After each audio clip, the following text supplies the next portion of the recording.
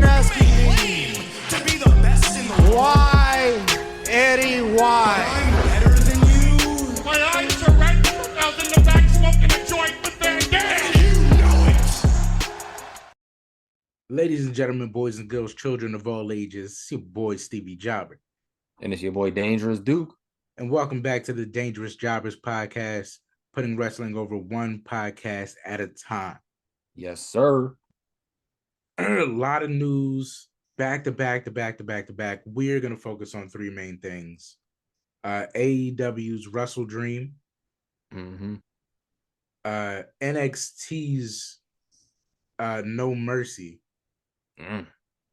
and the predictions for Fastlane, which is quickly approaching this week, if you're listening in real time.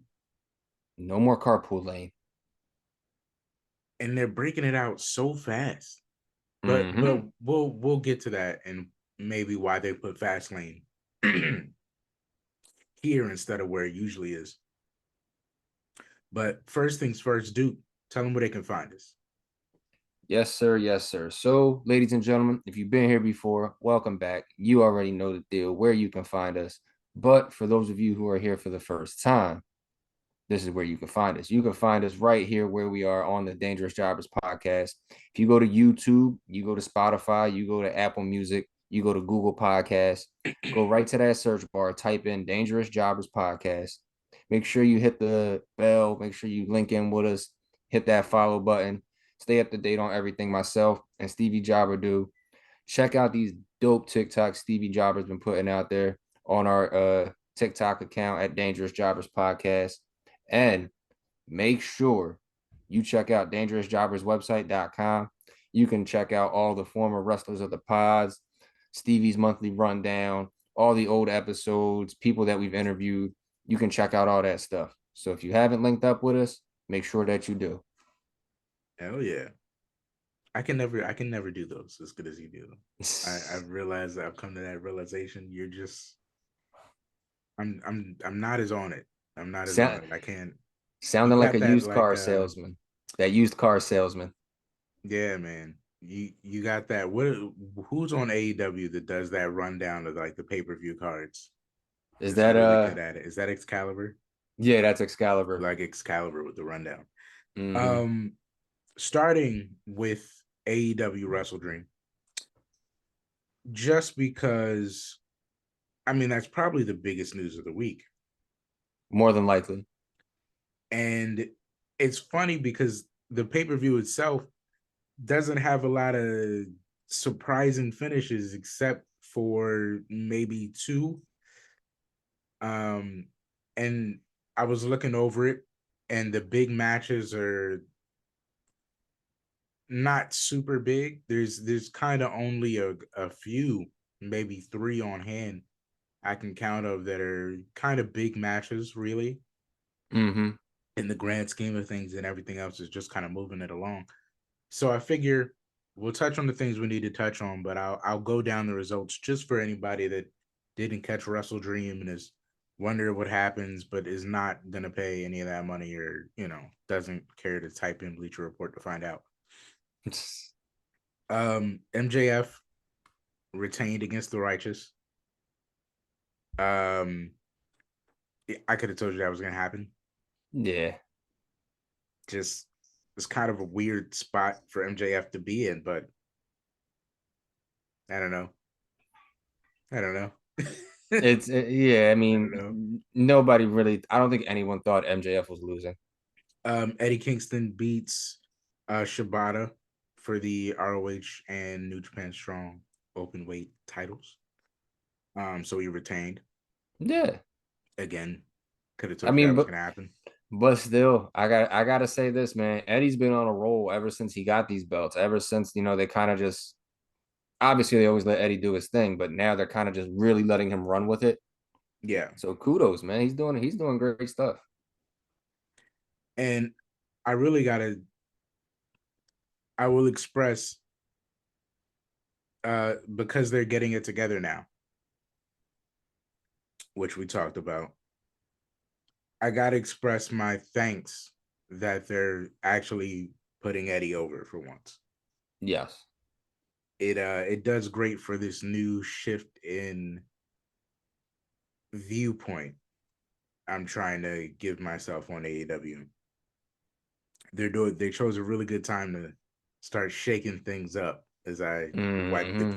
wipe the slate clean. So um they're doing good putting things in perspective. Happy for Eddie. Chris Stat beat Julia Hart. I guess told you that was probably gonna happen. Mm-hmm. I don't think they spent even a lot of time on Julia Hart and Chris No, Stat. So yeah, it's been like lukewarm for me for them. um the Bucks won the Fatal 4-Way. Yeah, I could have told you that was gonna Yeah, happen. I it's the mean, Bucks.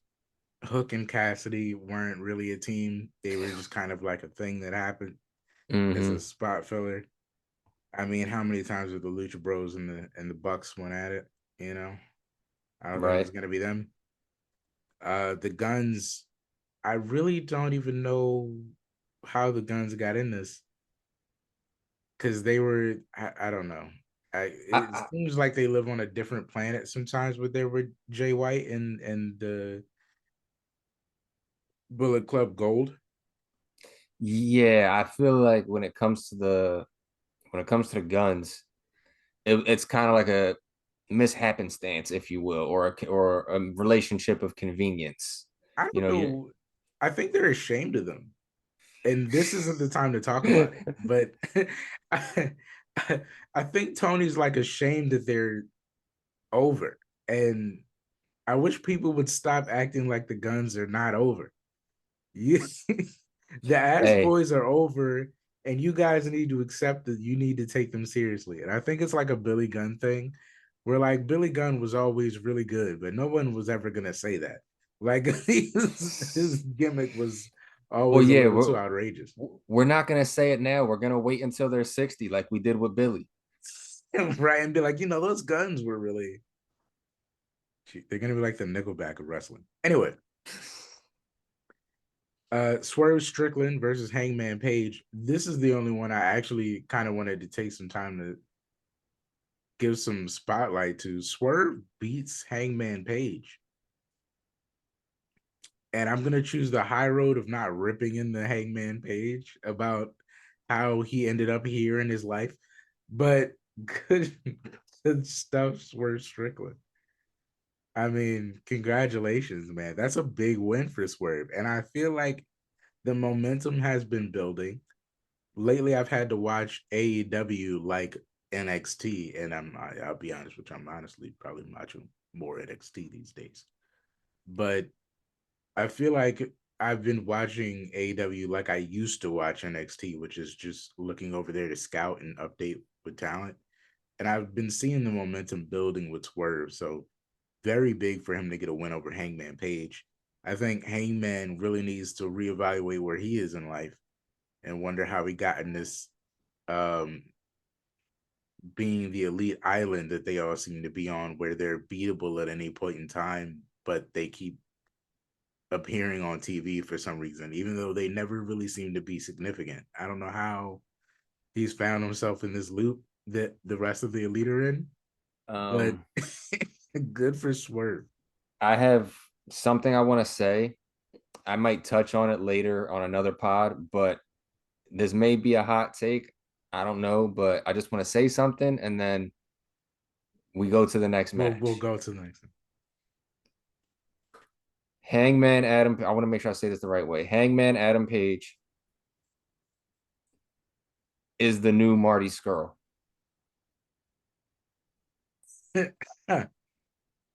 Hmm. Just not as good. And I'm gonna leave it there. And We'll we're gonna touch move on. we'll touch on it later, but We we'll will leave it move there. on. Ricky Starks versus Wheeler Yuta. Um, Starks beats Yuta. Yeah. That's Duh. my dog. That's my dog. Yeah. He better have one. Yeah. You're not gonna job this man out twice now. Come on now. And it's Wheeler Yuta. Like, I know Wheeler's from Philly and all that, But you ain't Jabba Starks But out Wheeler, twice. you be losing to anybody. You're like the only guy in the Bullet Club, the Blackpool Combat Club, that's like allowed to lose. You're Yeah, like yeah. you like never win anything. You like for all the wins they have to rack up, you have to take all the L's. And it's unfortunate, but this is the place you chose in life, apparently. You are the Dirty Dom of Blackpool Combat Club, just not as good. Okay, there you go. As long as you have that not as good at the end there. My man Dirty Dom still be out here doing it. Which we'll get into later. Next, the only reason I really wanted to watch WrestleDream, Bryan Danielson versus Zack Sabre Jr. And I found it kind of interesting, right? This is probably, and I don't want to seem like you'd be biting WWE's lineup of things, but this was their like pure wrestling match, 5-star for the night. Which Yes. it should have been Danielson versus Zack Sabre Jr. as a dream match. Literally, why you could headline the show WrestleDream. Mm-hmm. Um, it is the exact definition.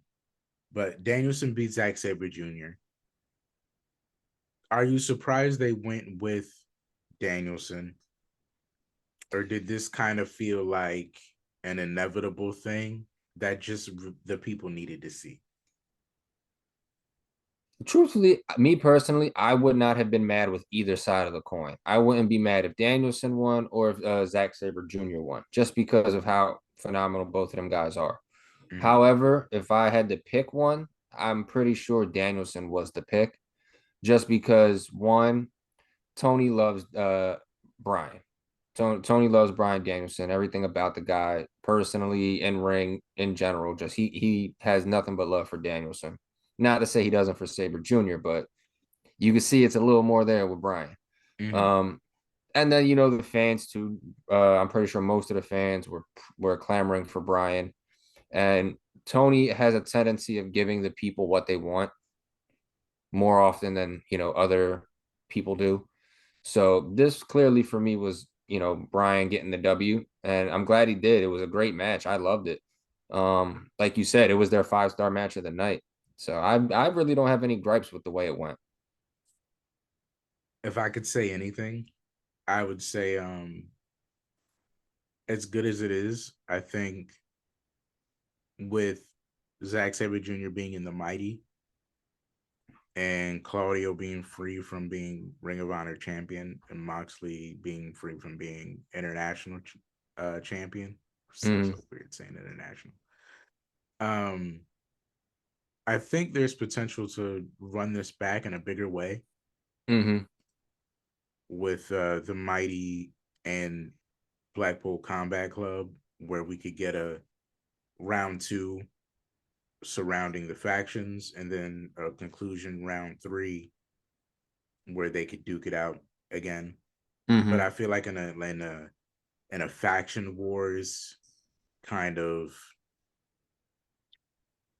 not asterisk sort of way, but Like their version of a War Games. in their own kind of version of a war games, Zack Sabre Jr. could get Danielson back and get his Mm-hmm. win that way.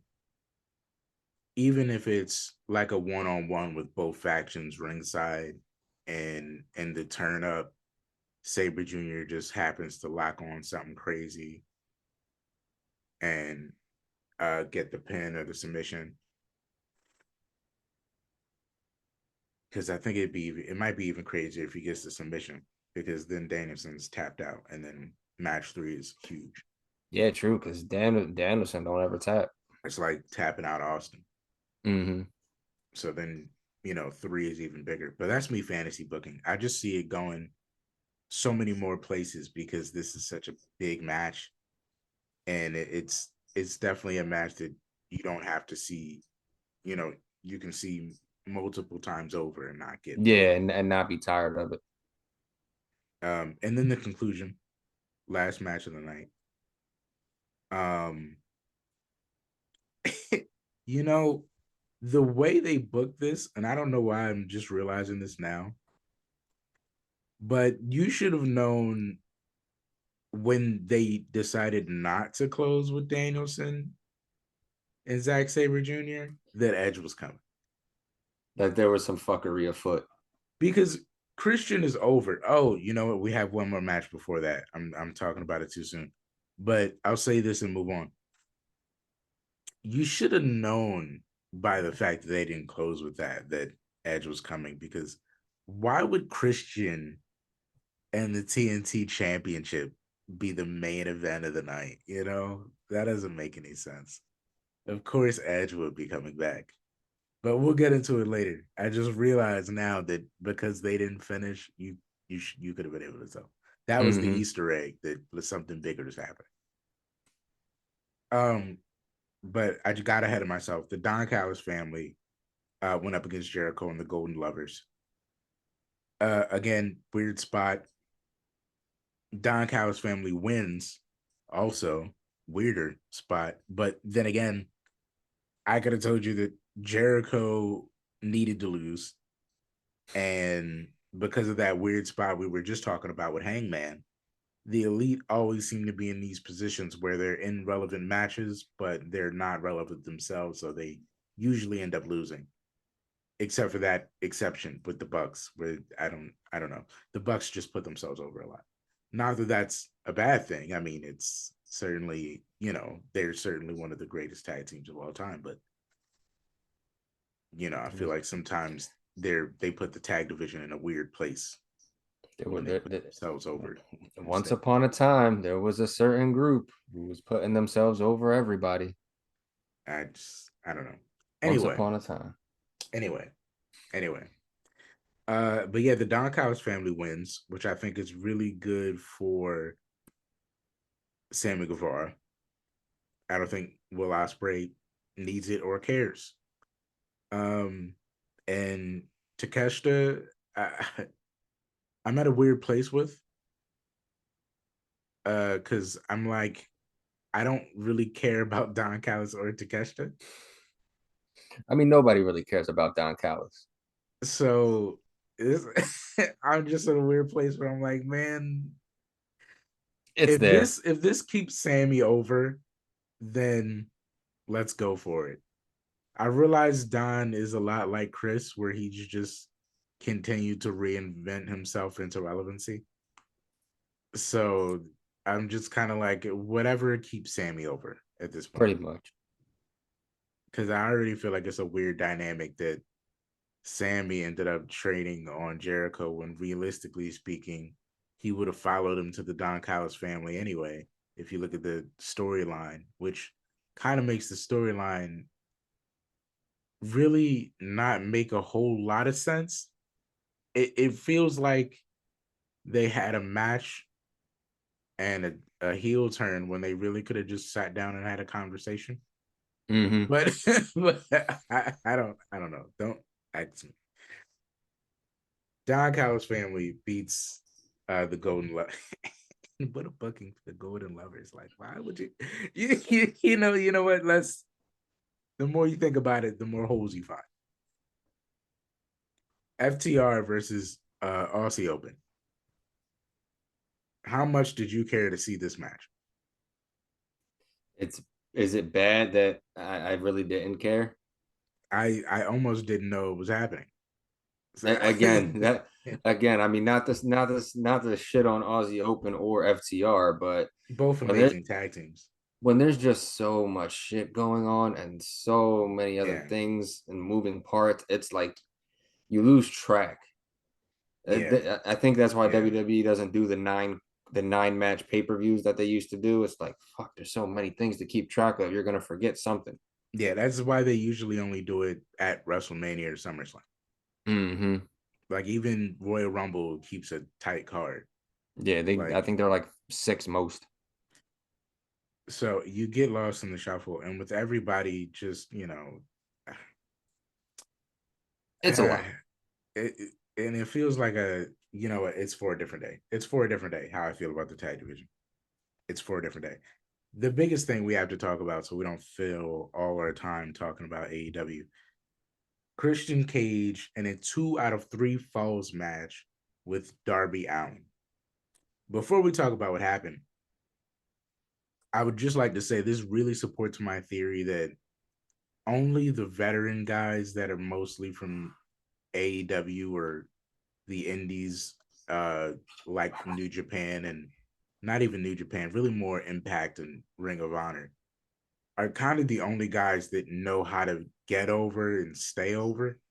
Mm-hmm. Because in the grand scheme of things, before we even get to the debut, in the grand scheme of things, there is no way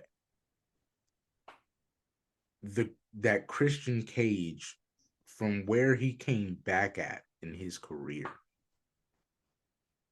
could write himself into a main event over Bryan Danielson and Zack Sabre Jr. to generate enough heat with enough of his own ideas to alley-oop one of the biggest debuts to the indies probably ever. So just take a second to look at who knows the wrestling business and who's over in AEW, and you can kind of figure out who's keeping the ship afloat over there. It's very clear because there's no way Christian should come back out of retirement, be able to main event a 2 out of 3 falls match with Darby Allin, who hasn't been a main eventer in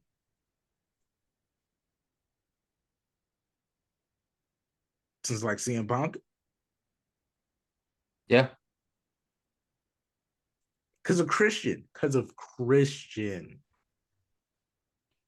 Christian being one of the most booed, probably the most booed person on AEW, Mm-hmm. aside from maybe Sammy Guevara. Maybe. I mean, Christian he's too good at this.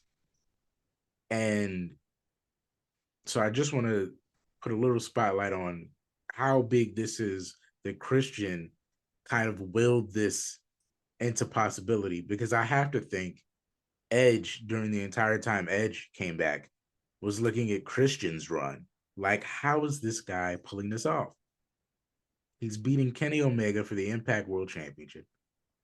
He's main eventing a Slammiversary. He's coming back over here, finding a way to put Jack Perry in a great position that now doesn't mean anything, but whose fault is that really? And off of doing something to put Jack Perry over, has managed to put himself possibly 3 times as over as Jack Perry might ever be. Christian is just amazing. So that brings me to Edge, or the legendary Adam Copeland, Mm-hmm. the rated R superstar. I guess he kept that one. Yeah. Oh, oh. You think you know him? I'll let you talk about how big it is for AEW. I'll just talk about how big of an L this is for WWE low key. Not Go even ahead. low key, high key. Go But ahead. let me break it down for you. And then I'll let you take care of the feeling and the everything else. This is a big L for WWE, not because, oh, they lost Edge and blah, blah, blah, blah. Like normal people lose, take L's, or, I'm gonna break it down. It's a big L because Edge was able to leave and generate so much without really saying anything. So that means the heat was already so massive without him even having to hint that he was really going over there, because he gave you no indication. He gave you nothing. Not at all. So that just meant the people wanted it so bad that you had to believe it was happening. And then it happened because it's just that he's that big that he can just not say anything and show up, and everyone will already be wanting it and expecting it, and it'll just be a toss up. So that's an L for one, because that means his name value outside of WWE is far too high. Like far too high. Probably farther than even WWE anticipated. Far too high. And I think, again, that is a credit to freaking Christian, because you have to look at what Christian did and understand that these two are wrestling psychopaths. And Edge is not going to take Christian shit lying down. Okay. Okay. I'm not going to let you be a world champion. Okay. Beat the likes of Kenny Omega, stand in the ring with the likes of Josh Alexander, stand across the ring from Darby Allin, be able to get as much reaction as you get, and me not come over there and do my thing. You know what I'm saying? You're leaving. I think Christian presented too much, too many what ifs. Because Edge said that thing, that's what brought him back to wrestling in the first place, is that what if. And I think the good work that Christian has done generated such a big what if for Edge that he had to leap over. Because I generally thought like maybe he is just retired. And then I thought about Christian, and then I was like, there's no way Christian can do what Christian's done and Edge sit at home. There's just no way. So that's why it's an L, but it's also an L because he brought Metalingus with him. That's really it. That's such an L. That's such an L, bro. Alter Bridge, baby. And if you're not realizing why the theme song is such an L, realize that when Cody came back and he kept his song, how much different it would have been if he had to go back to Smoke and Mirrors.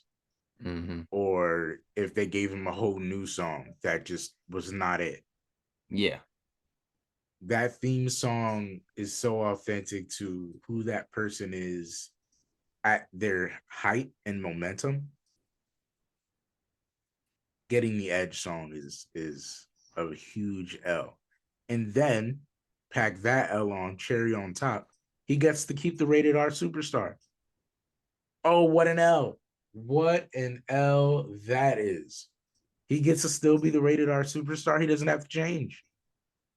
He can come there as himself. Sure, he's Adam Copeland instead of Edge, but you know what I mean? Adding adding Cage to Christian didn't change anything. You know? We all knew his name was Adam. We're over it. I was gonna say they made that storyline at one point where Matt was just calling him Adam. So we know Adam. Yo, so just so many L's for the momentum of Edge. It's like getting I hate to rag on CM Punk. I don't hate to rag on CM Punk. It's like getting a good CM Punk. It's like getting a CM Punk that like meant what he said in the first speech. Like I'm here to fight new young talent and help the locker room and put everybody over and do a good second run with as many young new people as possible to just bring life to my last run and the business itself. And somebody with a mind like Edge, that cares like Edge, that still wants to go like Edge, is very scary. And then you pair that Edge with the momentum of Christian. Like, don't let them start hanging around Daniel Bryan.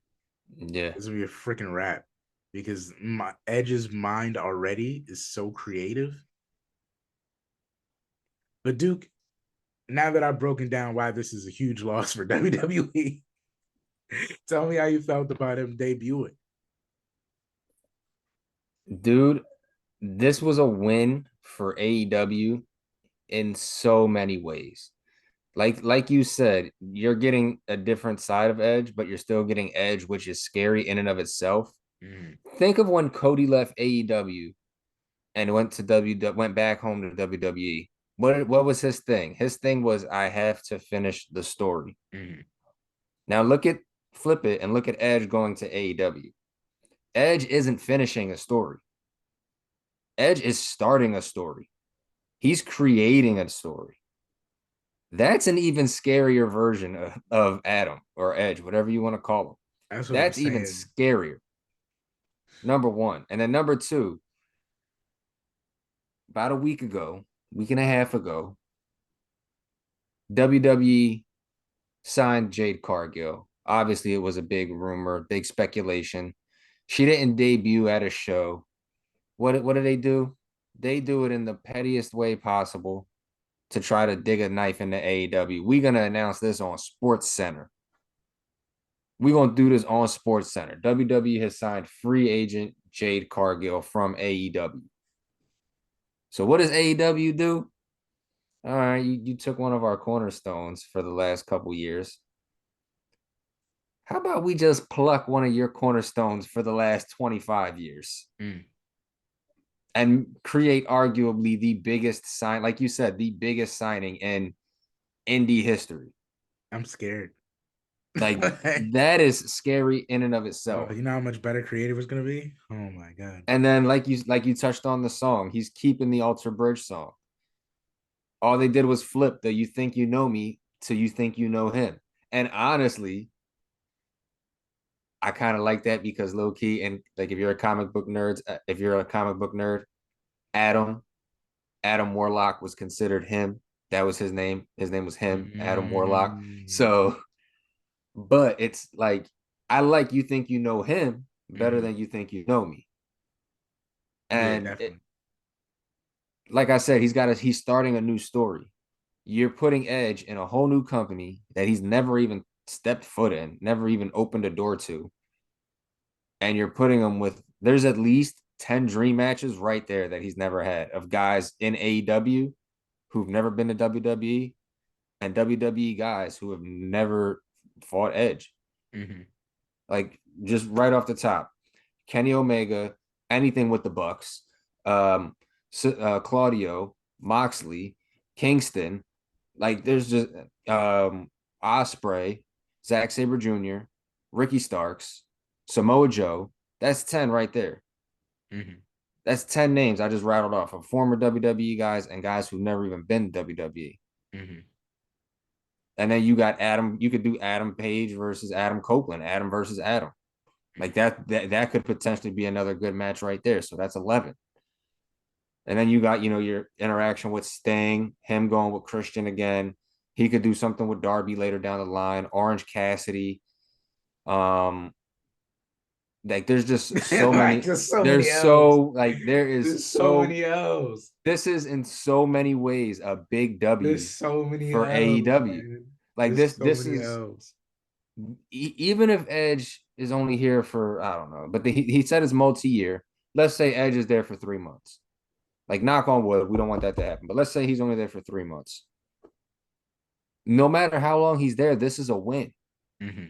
Like, there's no way, shape, even shape him or backstage form is a win. Yes.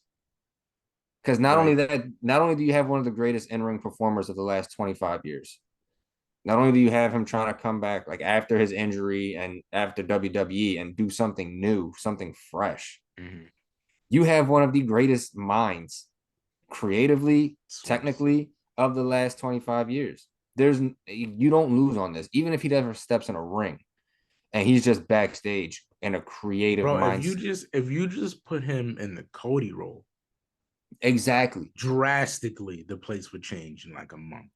Like, and I doubt he wants Like, to be. I and doubt he wants to I'm be a not saying that's VP. He's the, where he's gonna be, but if you but put I'm him just in that saying creative spot, there's so many ways to take an L because just think about the names that you mentioned and how many L's are in those names. Him doing something with Orange Cassidy is gonna be gold. That's an L. Yeah, him doing something with Darby and Sting in itself is amazing. That's an L. He said himself in the press conference, I've never been in a ring with Samoa Joe. Oh, that's an L. You know what I'm saying? and then he Like, mentioned Claudio too. that's a L. You know, and think about just even the people lower on the card that he can bring up. There's gonna be so many more L's. Like, Mhm. I just tell you one thing, all I'm he excited needs is for. to like a guy, you I know. tell you, I'm You excited for know, him and Starks if him and Starks ever cross paths. and then you think about, you know, they do interpromotional, they do cross brands. I mean, I know they don't do a lot of work with AEW anymore, but you think about Edge going on an Impact run while he's on his AEW run because people have done it, and you know Matt Cardona being over there, Brian Myers being down there, just it can reach so many levels. And then not only that, because you touched on the edge heads, the former edge heads, but for our people who are older, mid 20s, late 20s, 30s, 40s, for those guys, this is the first time in a very, very long time that you have Edge, Christian, Matt, and Jeff on the same roster. And the Dudleys just came back And the Dudleys are and they're on wrestling Impact. again. This is a scary time. There's just AEW. Like, we can exclude the Dudleys for right now. This is the first time in a very long time these four men have been on the same roster at the same time. Mm-hmm. Now, is that a spoiler of me saying we're probably gonna get a TLC match? No. But could it possibly happen for the older fans who love nostalgia? Quite possibly. And I'll tell you what, Edge and Christian would probably win again because Probably. they're probably even right now still the most over of the three. But exactly. And then but still, a match from 25 years ago. Do you think people are gonna be like, oh, nobody wants to see that match? Look, they could be 50. If they say Edge, Christian, and the Hardys are in a TLC match, we probably gonna watch that shit. Listen, if we watch Sting versus Triple H, we gonna Right? watch this Like, there's like AEW does not lose in this at all. There's at no all. way they lose. There's nothing but W's coming their way. There's nothing but W's. All right. So taking the Edge switch, a lot of people said that they basically traded Edge for Jade Cargill. I'll use the Jade Cargill trade to get into WWE news. But who do you think wins on that? Oh, I feel like as much of it's a massive win for AEW, I also feel like we know what we're doing now and we don't really have to worry about dropping the ball. So I think Jay's going to be a major win for us too. oh, no, well, yeah. I mean, it's both a win. Don't get me wrong. But AEW, like, is there a way the Jade Cargill thing can go wrong? Absolutely. But I feel like there's more ways the Jade Cargill thing can go wrong than Edge going to AEW, because you almost certainly cannot fuck that up. Like, there's no way you fuck that up. Even if he bombs in the ring, you still have a creative mind. He's still backstage. He can still be a creative genius. Mm-hmm. Jade, you can fuck her up any number of ways. Look at Dewdrop. I'm I not saying don't think she is that's a a fair dewdrop. comparison. I'm not saying she is a dewdrop, but I mean Piper Niven was great until Yeah, but Piper Piper Niven is like a Tegan Knox. It's kind of hard. Well, no, Tegan Knox wasn't set up to fail from the jump, but but but if Dewdrop Jade is Cargo is Dewdrop Jade is different. Cargo. Dewdrop is different because you know if Piper Niven came in now, Piper Niven would not be where Piper Niven is right now. But I mean, if they bring in Jade as Jade, then yeah, we're good. But they're bringing But in Jade as Jade. I even saw the trademark people thought they were going to name Jade, and it's actually for somebody that's in the NXT Women's Breakout Tournament. So yeah, she is going to be Jade Cargo. Um, but like I said, I'm going to take that and move into WWE news because we have to spend some time talking about this amazing pay-per-view I saw. Um, NXT No Mercy. Dude, I saw it live Saturday. The intro, amazing. I was gonna say Wonderful. I love the intro. So nostalgic. It was I feel beautiful. like, and then I got really upset because I felt like I wanted to fight somebody because unless you're doing a remake of this, why would you crush my heart by letting me know it's possible? Like the the the accuracy was unreal. It Mm-hmm. was, and I have the game and I played the game very recently. So it even all the throwbacks, the character selections, and it was so It was nostalgic. nice. It was nice. It felt really good, and then they had a really good card. Mm-hmm. I Which won't spend. helps. I won't. It helps a lot, and it feels like they've arrived at a place where their takeovers are not takeovers because they don't call them that, but their PLEs are now at the level. I know you even hate that I said PLE. Their PLEs are now at the level of the old NXT takeovers. Like I feel like now they've arrived at a place where if it's a TV pay-per-view or if it's an actual pay-per-view, I should probably go over there and check it out. Like, you Yeah, know what I mean? yeah. They haven't been as stagnant as they've been in the last few months. I've heard the same compliment that people give Impact Wrestling given the NXT a couple times now, that they're probably the best wrestling show on TV as far Possibly. as consistency. And I don't disagree because every time I watch it, it gets better. And I like the concept. I was never mad at the concept of staying with younger people and more homegrown talent as Mm-hmm. long as it was ran the right way. And I think now with the right people running things and Sean given kind of the leeway to really shape and mold the place the way he wants it has created a brilliant thing where I don't really worry about if the guys can go, which is why I used to watch.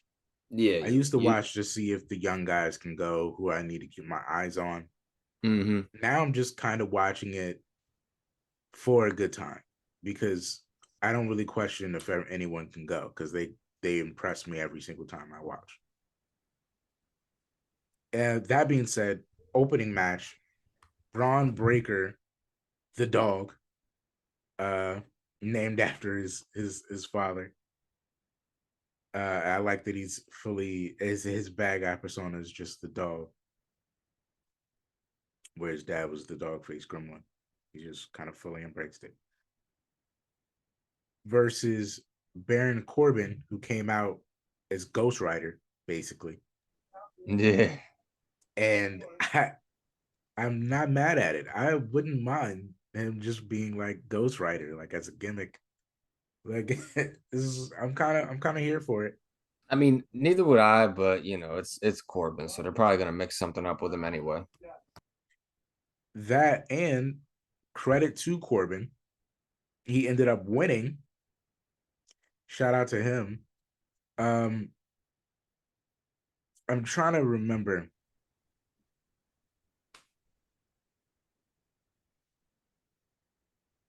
how this how this ended, but the two of them went in there, and it was just kind of a fight.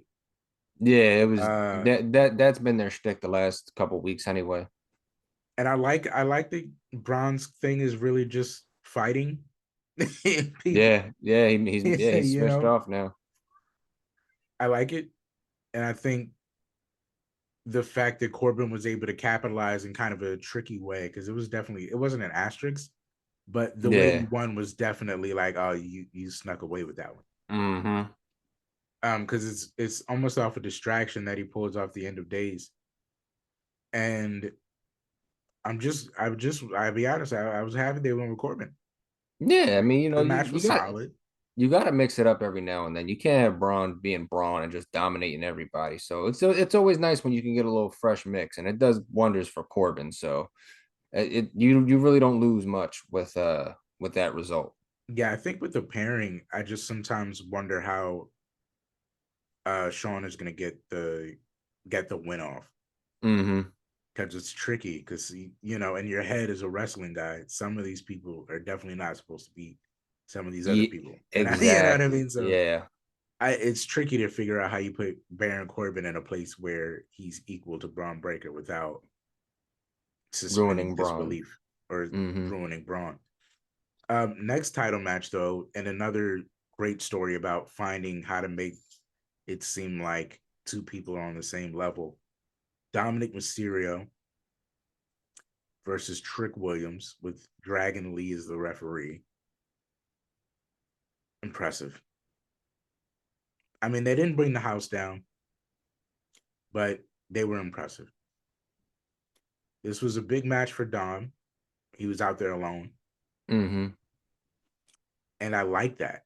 I'll be honest, because I feel like NXT is a great place for him to stand on his own 2 feet. Yeah. That being said, this was a big match for Trick because Yes. it was Trick's it's not his first opportunity at gold, but the first time you felt like he should win. Yeah, it's the first time for Trick to actually beat Trick.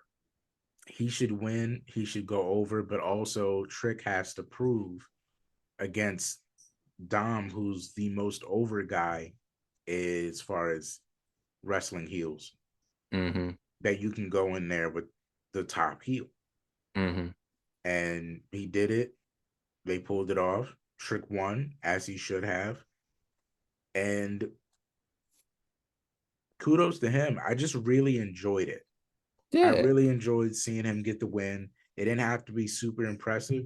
It just had to feel like he deserved to be there. Mm-hmm. Um, Another high level match of the night was a fatal four: the family versus the Creed brothers versus Angel Garza and Humberto Humberto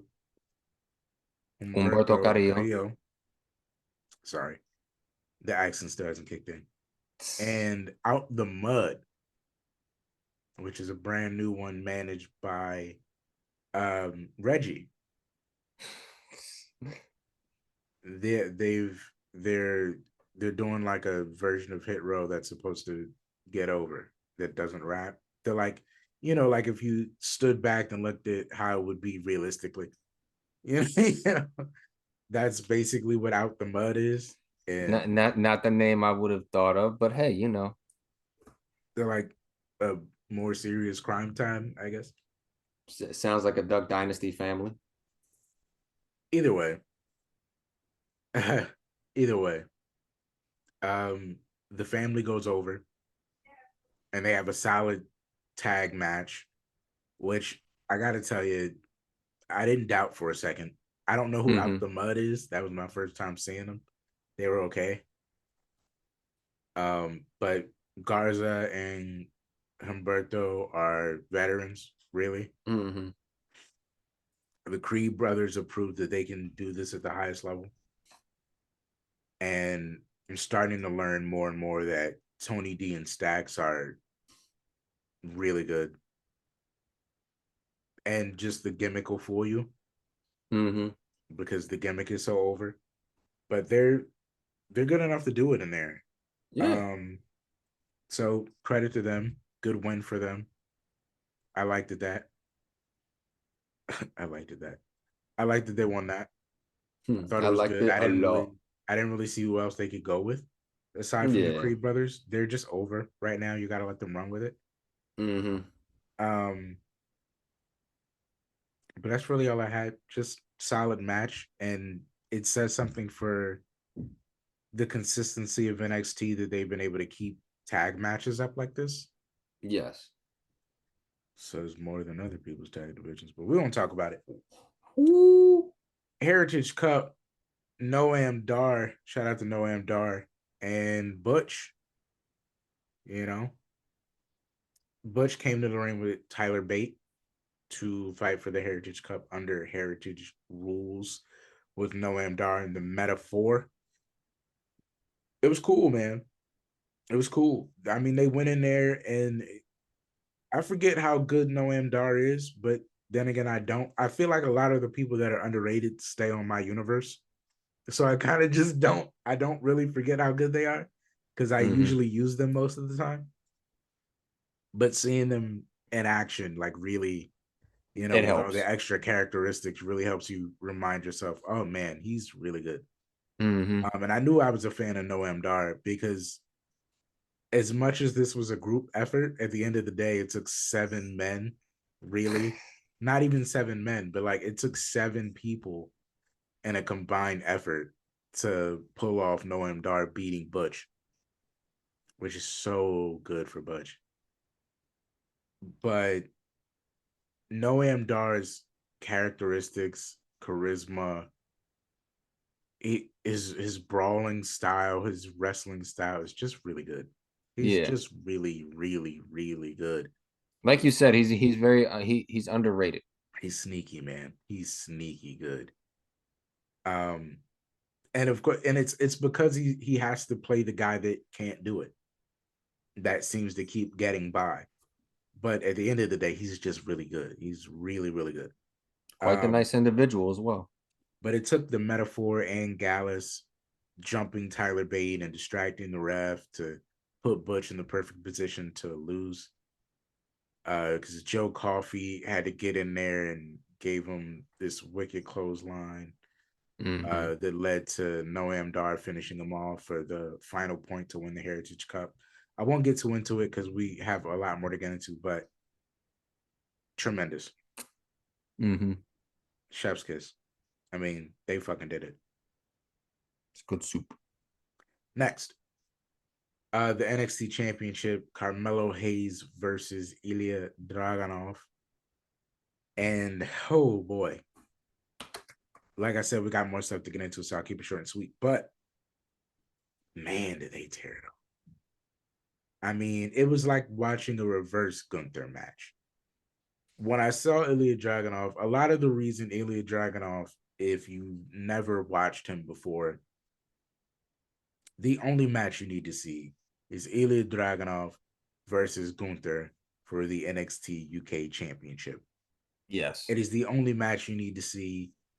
That promo for that match is probably the only promo of his you need to see. He hasn't changed characters. No, he's still Ilya. He's still the same Ilya, and basically, he's a madman. Like, there's not really much more to paint. He's just a madman. He's hell-bent on success. And the best world champions, if you look back on it, are really just guys obsessed with being champion. To the point where they're driven mad. I mean, look at Edge. Yeah. Ilya has arrived at this place where Carmelo Hayes is everything in NXT. To me, him and Trick are the heart and soul down there. So even the story that Carmelo Hayes might not be able to beat Ilya Dragunov without Trick Williams is a big story. Because Carmelo Hayes is already him. But it shows the high quality they hold Ilya Dragunov at. So the match was kind of that same story coming to an end, where at the end of the day, Ilya Dragunov is still Ilya Dragunov, which I guess was the question. Is it going to be Carmelo Hayes, or is Ilya Dragunov still Ilya Dragunov? And he went out there and just beat the living hell out of Carmelo Hayes until he just could not get back up. I mean, the match was amazing, but the grand story of the match is he fucked around and found out. Yeah. So Ilya Dragunov is the new NXT champion. I'm kind of at a loss, but I'm excited. I'm excited to see where they take it. Yeah, and plus, I don't feel like this is the end of it anyway. I think they're gonna wind up running it back again. I could definitely see them going for a part two. Mm-hmm. So I'm not too concerned with Carmelo losing the belt because he might end up getting it back. This could be a great trilogy match. It could be. I could see this going more than once because I I could feel like. Go I ahead. was gonna say I could see this actually going, believe it or not, till the end of the year. Yeah, yeah. I could see you. You might even be able to, depending on, I don't know, depending on the ups and downs. Yeah, you could carry it to the end of the year. I don't think you could take it to Mania, but you could definitely carry it to the end of the year. No, I was thinking more the NXT pay-per-view before the Royal Rumble, like their Rumble Because equivalent. deadlines at the end of the year. Yeah, I could Deadlines at see the end I, of the I could year. see It it could going go to all the way to deadline. deadline. It could go all the Yeah. way to deadline. Because I feel like you owe it to the generation that was watching the new one Mm-hmm. to have Carmelo go over. But I feel Yeah. like validating the people that were watching NXT UK, they needed to see Ilya Dragunov win. Like people like us, the new Dragunov from beating Gunther, Yeah, yeah. needed to see it because it made sense to us. Mm-hmm. But for the people watching Carmelo this entire time, they also deserve to see him win and overcome Yeah. that. So they could definitely take it to deadline. The final match, Becky Lynch versus Tiffany Stratton. Just go see it. We don't have enough time, but just go see it. Like just like pause this if you're watching it in a place where you can see the match if you haven't, and just see it and come back because there's not enough time. But Tiffany Stratton is hurt. Tiffany Stratton is ready. She is her. She is the epitome of it. Like it don't get no better than It don't this. it Like don't get no better. This is where we are. whatever This is y'all where thought, we're at. yeah. Whatever vision Vince McMahon kept reimagining into different divas, this is it. This is what he was looking for. Like, you know how many blonde, you know, bimbo gimmicks he was putting out there and was hoping that it would land with somebody eventually. This is what he was going for. This is it. This is Tiffany Stratton is it. She's everything. I thought Mhm. Mandy Rose was it with that toxic with toxic attraction. This is it. This was it. Like seeing her, and I've rooted for her the last two times against Becky Lynch. So maybe I'm biased, but Tiffany Stratton is Barbie. She is like how Jade is Storm, and how you just accept it. She is Barbie. She is like perfect. She went out there with somebody that has done it all Mhm. and looked like she has also done it all. Like, Exactly. I mean, it was neck and neck. And honestly, Becky Lynch got away. Like, if you look at it, Tiffany didn't flinch for a second. No. Like, the problem with the stuck-up narcissistic blonde girl is the same problem that was with Trish. At the end of the day, Trish wasn't as good as she had been proclaiming that she was, and she knew it, which is why she had a lackey. Tiff don't need no lackey. Like Tiff believes she's that good because she's that good. Mhm. And she gonna Like, show you. and she's gonna show you, and she's not scared of you. She runs headfirst into the challenge because she's that good. And again, just go see it because Becky Lynch got away. She knows. Tiffany got robbed She knows. because she had her dead to rights. So, I mean, I'm not gonna tell you no more. Shucky Ducky Quack Quack, go see the match. That was it. She did that. Yeah. Let's Ducky get ducky into quack quack. Go see the match. go see the match. That's gonna be the tagline. Ducky Ducky Quack Quack, go see the match. Quack quack. That Go might see be the too long. match. That might be too long. Quack Quack, go see the match. Um, Duke, I'm gonna toss it to you. We got to do the predictions. Yes, we do. So, ladies and gentlemen, obviously, it is that time. We are out of the carpool lane. We are jumping into the express lane because Fastlane is upon us. And we have some matches that are officially, as we're recording, are happening, and some matches that are predicted to happen. So they may happen, they may not, but since they're predicted, we're going to discuss them anyway because that's what we do. So the first match we're going to talk about, or predict rather, the Intercontinental Championship. Gunther versus Tommaso Ciampa. I'm going to go first on this one because I feel like this is going to be quick. Gunther ain't stopping no time soon. I'm sorry. It is what it is. Tommaso, we love you, man. We glad you finally getting yourself a title match, but anybody but Gunther. Anybody. So I'm going Ring General Gunther for the win. Yeah. I mean, you said it. I won't spend too much time on it. I love Tommaso. Congratulations, my guy. Couldn't have happened to a nicer guy. Couldn't have happened to a nicer guy. I mean, damn. Unless your name is Johnny. Unless your name is Johnny, which she's still looking for. Yeah, right. The next match we have on the docket for the Raw Women's Championship, we have Rhea Ripley versus Nia Jax. Now, I'm gonna let you go first on this one. Oh, this is actually happening. Well, this is one of the predicted. This is the predictions. Okay. This is one of the predicted matches.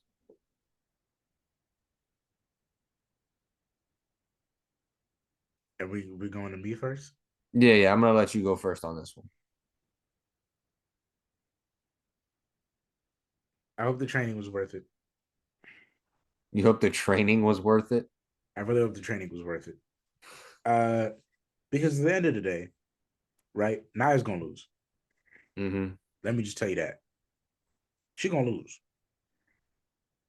But it's not about who wins, because the winner's gonna be Rhea. It's about how good Nia's gonna do. Because the determination of her trajectory depends on this match. I agree. Because if this match is bad, they're not gonna look at Rhea. They're gonna look at Nia. I agree. So as great as this is of an opportunity for Nia to come right back into the main event title picture, there's a lot riding on it. She got to prove that she deserved to be at the level that she was, and that she still deserves to be at that level in this new Triple H run era where it's just really hungry. I was gonna say I agree with everything you just said, and then not only that, there couldn't be a better and more scarier person for you to have your first test with in this Triple H led era than Triple H's baby. Like Rhea, like no matter what anyone says, Rhea Ripley is Triple H's baby. Triple H is gonna protect her 7 days out of the week, 365 days a year, all 24 hours in the day. Mm-hmm. He is going to protect her at all costs. If the match is bad, he's not looking at Rhea because hardly anyone has a bad match with Rhea. If it's good, he's going to look at Rhea, but he's also going to look at Nia like, all right, maybe this did work out. Maybe we can try this again. And then he's probably going to throw another test her way. But Nia has a lot to gain from this and a lot to lose at the same time. So this is very tricky for Nia, but I think Rhea's gonna win. It's gonna be some fuckery involved again, disqualification, whatever. Oh, you can't lose on DQ in a title match. Some fuckery gonna happen, and Rhea gonna win. Yeah, so I hope she doesn't win clean either. Ooh, yeah, no. I hope she doesn't win clean. I don't want her to win clean. Really suck. That would really suck.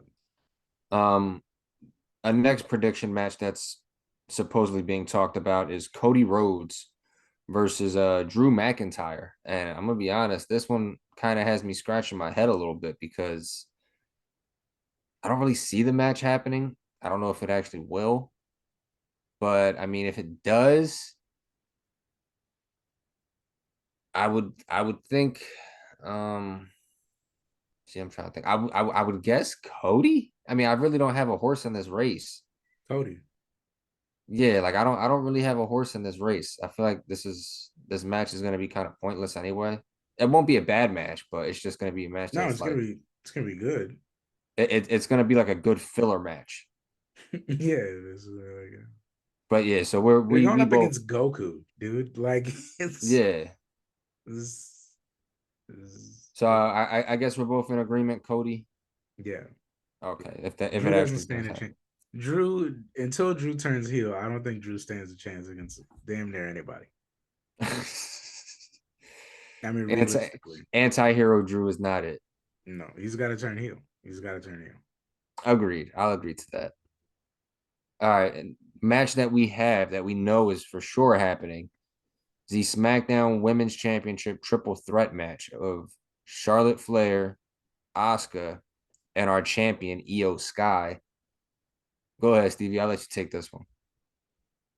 Yeah, I'll be real with you, man. I'm kind of fed up about it. Already? Um, Are you fed up with the championship reign, or are you fed up with the triple threat matches? I'm fed up with the fact that y'all didn't wait. Like, um, I said this somewhere. I might have said it on Twitter or Facebook. Um, follow Dangerous Drivers on Facebook. It feels weird because Io Sky versus Asuka's a dream match. Mm-hmm. It is a WrestleMania quality dream match. Mm-hmm. And it just feels weird that you gave it to us on cable television.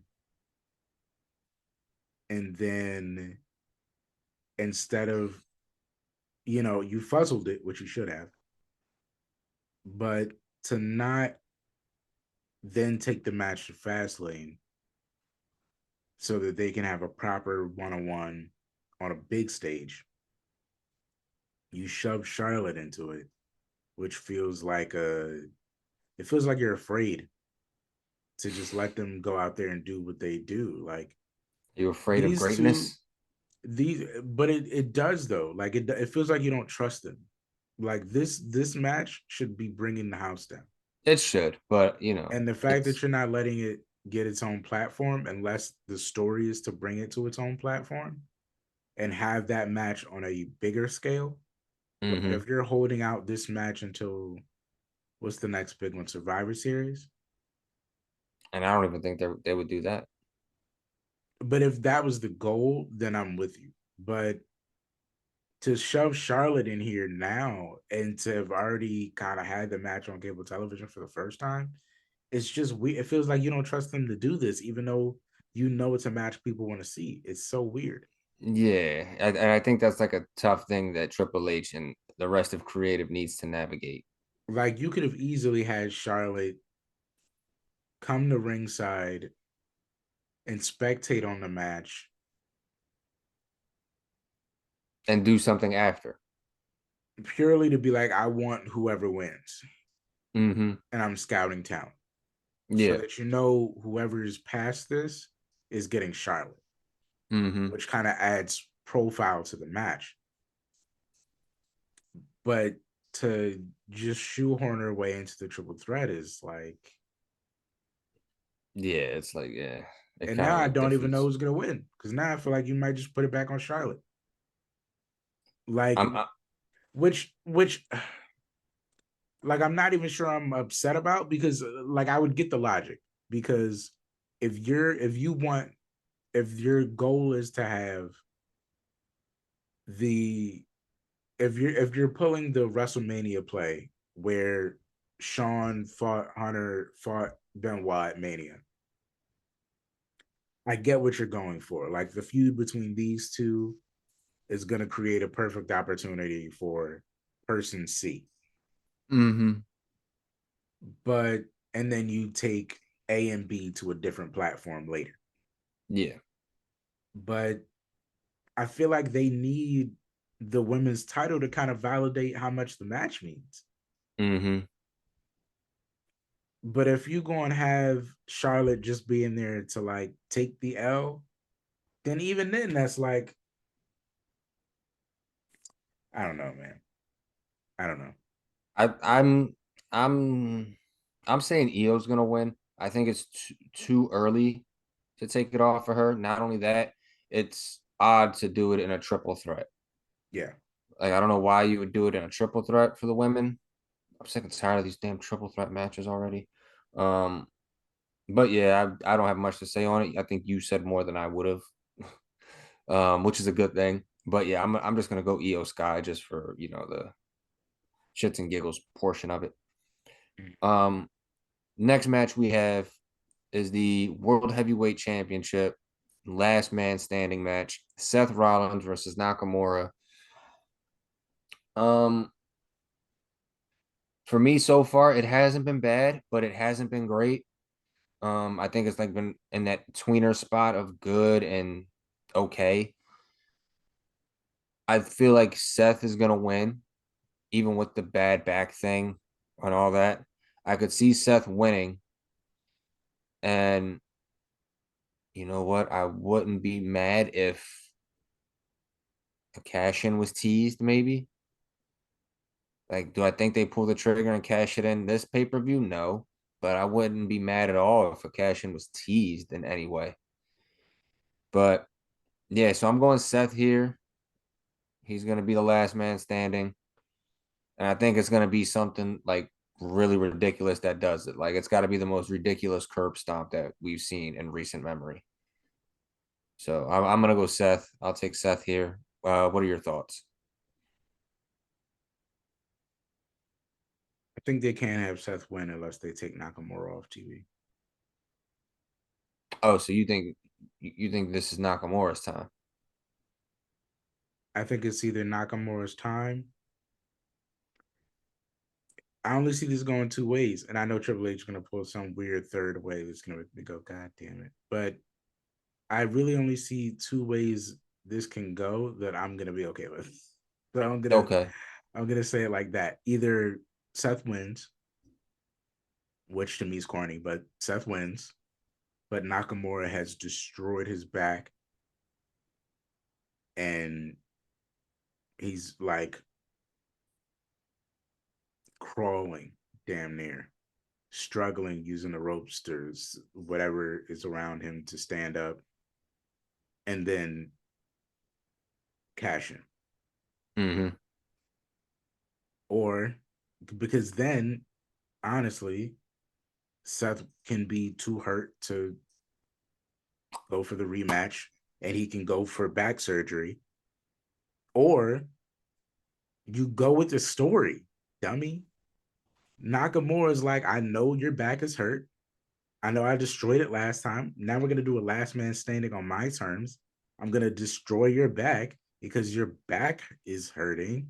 You're going to go away for your back. I'm going to be champ. Like, I don't know how hard it is for people to just go with the story where the villain wins. Like, doesn't it Hold just on. logically make sense that, yeah, Suss back isn't going to hold forever? He does have to go away to surgery. Why don't you just give it to Nakamura? Nakamura knew what to do. Like, it's Hold that on. simple. Hold on. I don't see why you have to circumvent that. Hold on. Brain fart or light bulb just went off. Maybe there is a third way. I mean, I'm sure there is, but I'm not gonna like it. Go ahead. Who's What's the been third who, way? who's been spotted at the PC besides Jade Cargill? Who? Who's possibly making a return sometime soon from their back injury? Oh, no, you don't think? Who would that benefit though? Doesn't matter who it would benefit. It's a possibility. I guess, but And it would just have to make sense a certain Viper does need another title run. if it makes sense. You got to make it make sense. It's Seth and Randy. It makes sense because it's fucking Randy. I mean, maybe that's just me fantasy booking, but he was spotted at the PC. He was spotted. He's technically a free agent. He didn't get drafted anywhere. Raw has always been his home. It You need another big star after Nakamura. Makes sense. Unless he's working in tandem with somebody. Possible. Possible. You know, him and he can. The only way they could, unless Randy was working independently. Yeah, like Randy's not in Yeah. collusion with anybody. Randy's Like just if just being Randy. If Seth won and then Randy came out and RKO'd him because he's Randy and he wants a title shot, and then as he's walking off, there's a cash in, that's different. And then not only that, the youngest world heavyweight champion in history. You just brought my belt back. That's true. It's true. It's possible. It's possible. Spark something in him. Just spark something in him. Our last match we have on the docket is the tag team match of the Bloodline and the unlikely pairing of John Cena and LA Knight. Yeah. So supposedly AJ was never supposed to be the tag team partner of choice. Clearly. What had happened was LA Knight had contracted COVID, so they had to keep him off TV for about 2 weeks. And then from that point on, everything got switched up, and it became apparent afterwards that LA Knight was the tag partner. So now we have an interesting dilemma here, if it is a dilemma, that is. Stevie, go ahead. Who do you have between this Bloodline and John Cena LA Knight tag team match? Cena. You don't see him? Cena. No, see none? Okay, Cena. Cena.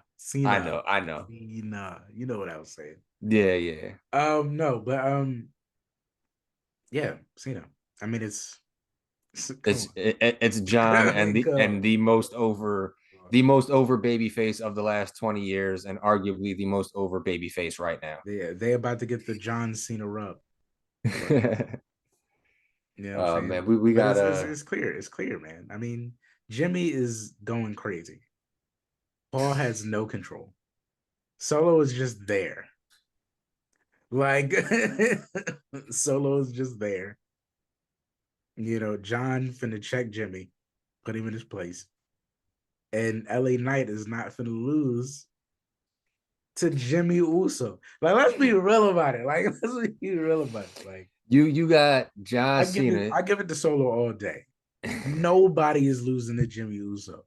The other 3 men on this card are all going over against Jimmy Uso. So that's basically what this is. John, LA Knight, and Solo Sikoa going over on Jimmy. On Jimmy.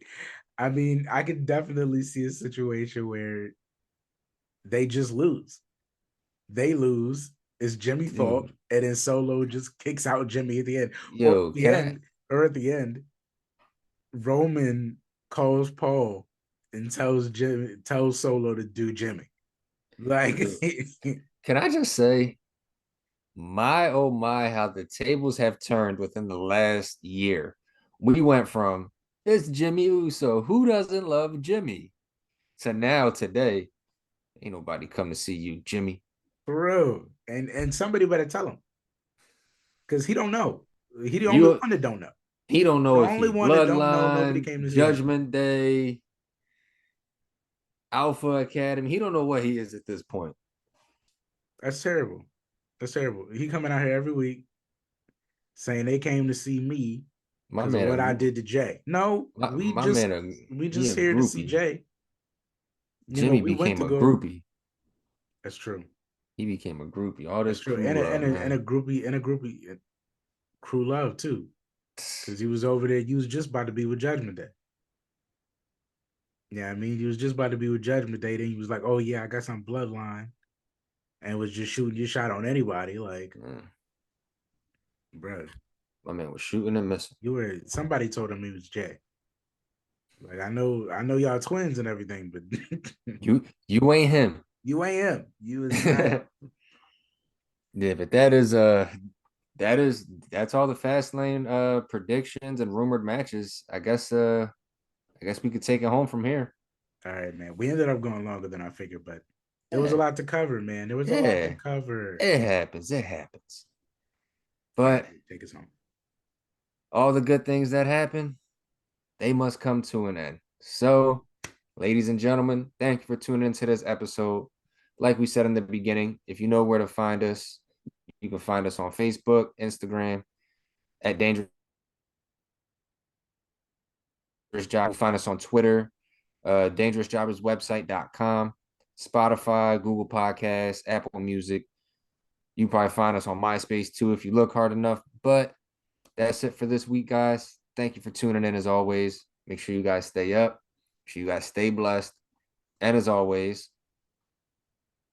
stay dangerous. People have been asking me, To be the best in the world. why, Eddie, why?